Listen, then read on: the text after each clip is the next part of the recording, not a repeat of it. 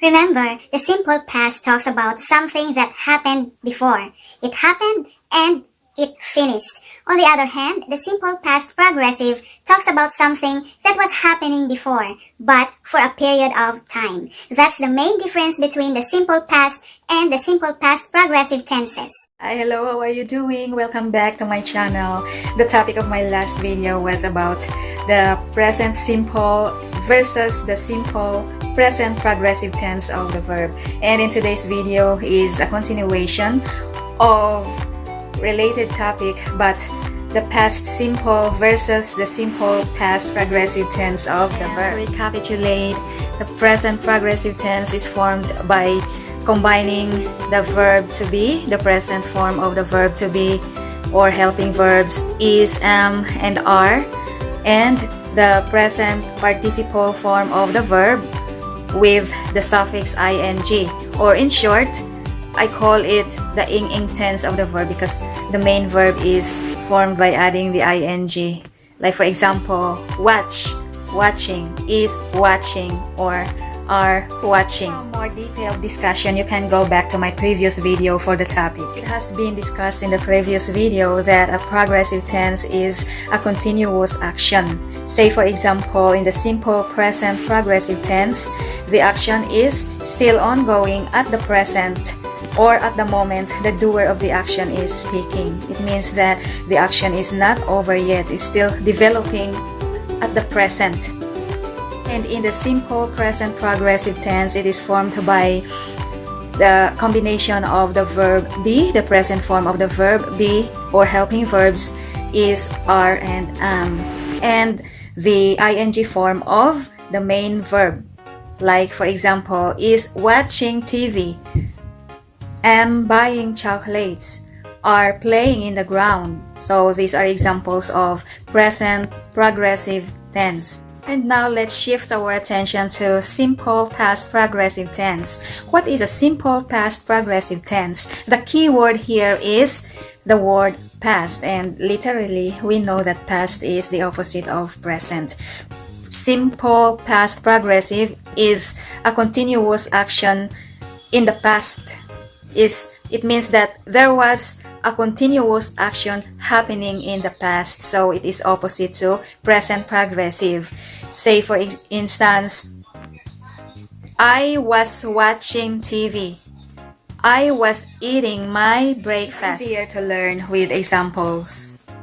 I have here examples of simple past progressive tense. Number 1, I was going, she was going, he was coming, my mother was washing. Let us compare this simple past progressive to the simple past tense of the verb.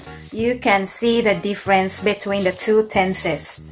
Number 1 example of the simple past tense is I went. Then number 2, she went, he came, my mother washed. Okay, can you see the difference between the two tenses of the verb?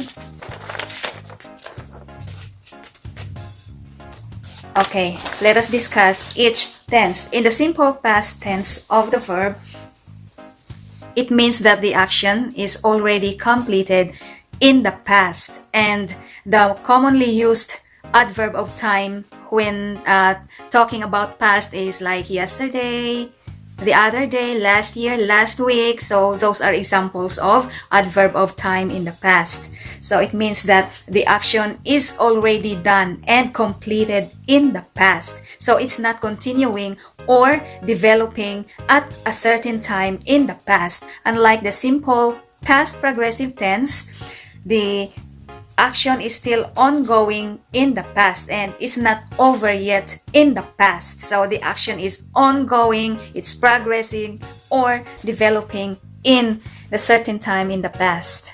Let us compare the two tenses, the simple past progressive and the simple past. The significant difference between the two tenses is the verb.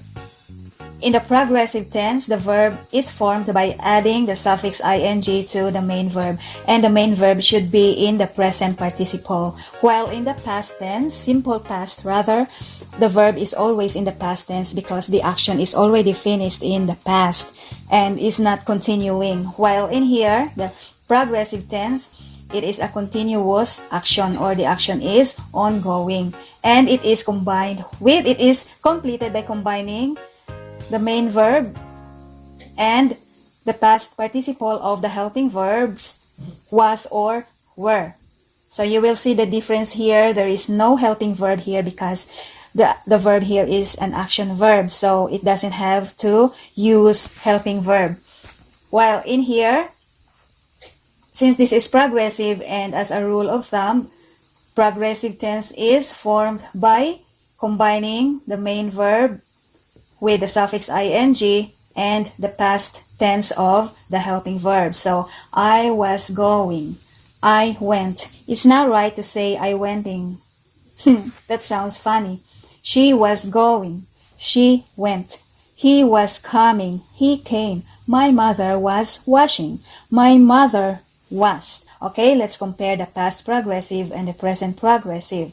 In the present progressive and the past progressive, the only difference is the helping verb. The helping verb in the present is, of course, always in the present tense, while in the past progressive, the helping verbs are in the past tense. While in the simple present and in the simple past, the verb is, of course, in the present, the verb is always in the present. No suffix, because this is the action is not ongoing. It can happen anytime. It happens anytime, today or in the present, but no specific time. And in the past tense, always in the past. Okay, so can you see the difference now between the present progressive and the present tense, and the past progressive and the past tense? Let's take a look at the chart, the simple past and the past progressive. In the first column is the simple past, and in the second column is the past progressive. Let's compare the two tenses.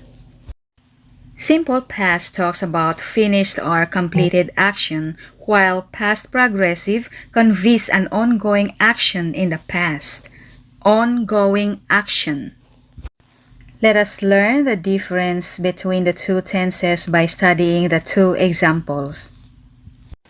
In the simple past, I spent my holidays in Wales. We are talking about the action spent that's finished in the past. While in the past progressive, I was spending my holidays in Wales when I saw my friend. It talks about an action that's in progress in the past. Was spending.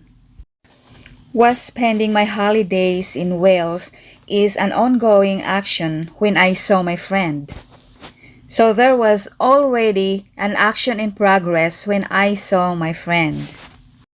Another point that differentiates simple past and past progressive.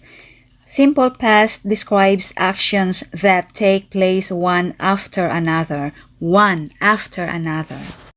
While the past progressive describes a past action which interrupts a second past action. Let us study the examples.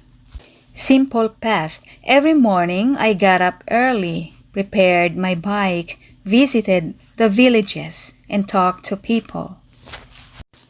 How many past actions took place one after another? Got up, prepared, visited, talked. On the other hand, Lucy was watching the sunset when Richard passed by. In this sentence, there are two past actions, was watching and passed by. There's a new action happened in the middle of another action. And what is that new action? That new action is considered as the second past action. Passed by. And what is that past action that's already in progress? Was watching. Let's talk about the tenses of the two past actions in this sentence. The second past action, passed by, is a simple past, right? And that's the new action that happened in the middle of another action. What is that another action that we keep on mentioning in here? Was watching. And was watching is a past progressive. So if you want to express that a new action happened in the middle of another action, you need both tenses, the simple past, which is the new action, and the past progressive for the action already in progress. Another point to remember is that past progressive describes two past actions which are taking simultaneously. Let's take a look at the example. While I was cycling, my friends were probably sitting on the beach. Was cycling and sitting on the beach are the two past actions taking place at the same time. Past progressive also emphasizes that an action continued for a longer time in the past. It was raining so heavily at the seaside. It is understood that the rain continued for a longer time in the past. So, it's in the past progressive tense. Let's compare again simple past and past progressive. Simple past is used to mention that an action took place in the past. So it means that actions are short only. Past progressive, on the other hand, is used to put emphasis on the progress, that an action was taking place at a certain time. Let's study the examples. Colin played basketball yesterday. Yesterday at 6 o'clock, Colin was playing basketball. In the simple past, it is understood that Colin played basketball yesterday for a shorter time only. No specific time is given, right? If you want to express an action that happened in a short period of time only, or an action that happened and finished, or shall we say an action that comes and go, use simple past. It's totally different from the simple past progressive. Let's consider the given example. Yesterday at 6 o'clock, Colin was playing basketball. It is emphasized here that the action was taking place at a certain time, at 6 o'clock. Remember, the simple past talks about something that happened before. It happened and it finished. On the other hand, the simple past progressive talks about something that was happening before, but for a period of time. That's the main difference between the simple past and the simple past progressive tenses.